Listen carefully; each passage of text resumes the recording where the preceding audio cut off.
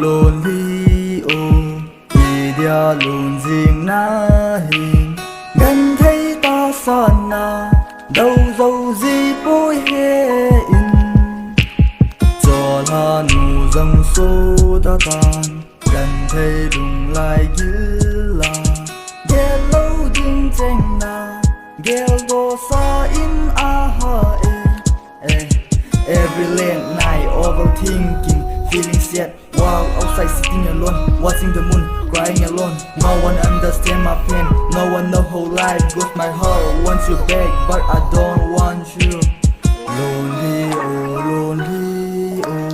vì dia lùn riêng na nhìn gần thấy ta san na đâu dâu gì bối hệ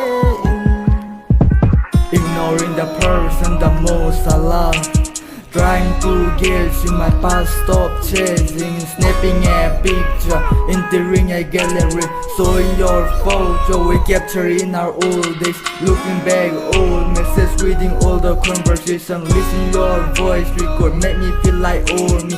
I went to that place that we used to go.